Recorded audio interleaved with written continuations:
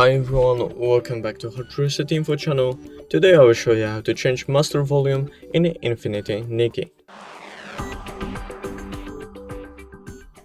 So as you guys see, I'm already in the main menu. I'm gonna head over to the settings at the top right corner, and I'm going to go to the second tab called audio, and as you see, the first option is master volume. Now you need to do just left click on the dot and drag it across whichever value you would like, or left click on the left button to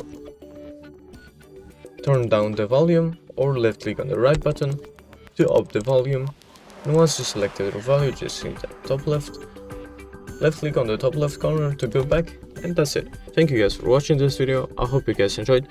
Leave a like and subscribe, and see you guys next time.